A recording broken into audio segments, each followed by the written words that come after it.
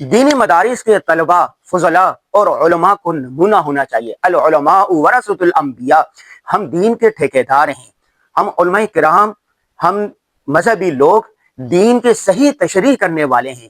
جب social media پر، face بک پر، channel پر، تقریروں میں میں دیکھتا ہوں کہ ایک دوسرے کو گندی غلیظ گالیاں دے رہے ہوتے ہیں، ایک دوسرے پر الزامات لگا رہے ہوتے ہیں، ایک دوسرے کو برا بھلا کہہ رہے ہوتے ہیں، تو ہمارے جاننے والے جو دوست احباب ہیں، جو رشتہ دار ہیں، جو عام آدمی ہیں، جو تاجر ہیں، جو اسکول کالج والے ہیں، تو وہ ہمیں اسکرین شاٹ بھجواتے ہیں، ویڈیوز بھجواتے ہیں کہ یہ کیسے عالم ہیں، یہ کیسے دیندار ہیں، یہ کیسے انبیاء کے وارث ہیں، جو کس طرح کی گندی فحش زبان استعمال کر رہے ہیں، بےہودہ زبان استعمال کر رہے ہیں اور بد زبانی کر رہے ہیں، ایک دوسرے پر الزامات لگا رہے ہیں، ایک دوسرے کو برا بھلا کہہ رہے ہیں۔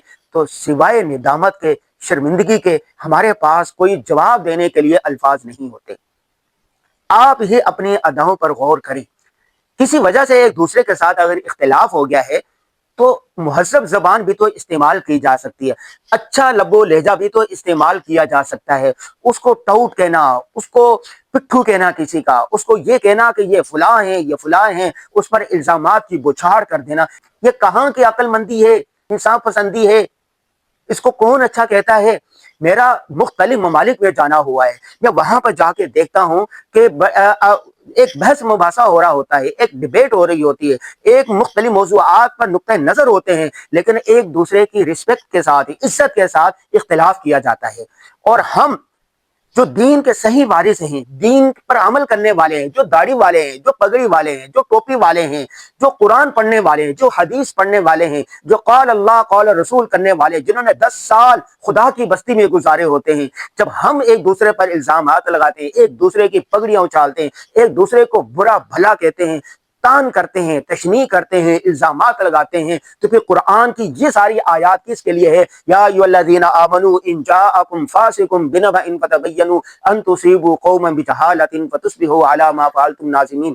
اور اسی طرح یہ جو کہا گیا ہے کہ ایک دوسرے پر الزام مت لگاؤ، ایک دوسرے کی غیبت مت کرو، حسد مت کرو، ایک دوسرے پر تہمتیں مت لگاؤ، یہ ساری قرآن کی جو آیات ہیں، یہ جو وعیدیں ہیں اور احادیث بے شمار ہے جس میں کہا گیا ہے کہ ان باغ الظن اسم، کہ بعض گمان گناہ ہوتے ہیں، تو بدگمانی مت کریں، بد زبانی مت کریں، بد کلامی مت کریں، الزام مت لگائیں، تہمت مت لگائیں۔ قرآن و حدیث کی جو صریح آیات ہیں، تشریحات ہیں، تو یہ کس کے لیے ہے؟ ان کا کون مصداق ہے؟ تو آج سے بھائی، آپ طالب علم ہیں مدرسے کے، آپ داڑھی والے ہیں، آپ ٹوپی والے ہیں، آپ قال اللہ قال رسول پڑھنے والے ہیں، آپ دینی مداری کے فضلاء ہیں، آپ علماء ہیں، تو آپ نے اپنی زبان کو شائستہ رکھنا ہے، مہذب رکھنا ہے، اپنے آپ کے اندر برداشت کرنی ہے۔ وہ جو کہا گیا نا، ایک دوسرے کو معاف کرو، معاف کرو، معاف کرو، تو یہ معافی کس کے لیے ہے؟ معاف کرو اور آگے بڑھو۔ حضور صلی اللہ علیہ وسلم نے فتح مکہ کے وقت معاف کیا، ہر وقت معاف کیا، معافی کی قرآن پاک میں ترغیب دی گئی ہے۔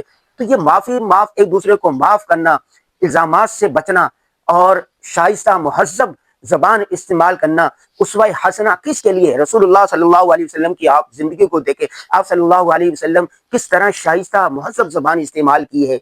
یہ اسوہ حسنہ کو کون اپنائے گا؟ تو بھائی، آپ کوئی بھی ہیں، آپ کو چاہیے کہ آپ رسول اللہ صلی اللہ علیہ وسلم کی سیرت سے رہنمائی لیں ہر معاملے میں۔ آج کے اس ویڈیو کا یہی دکھی پیغام ہے۔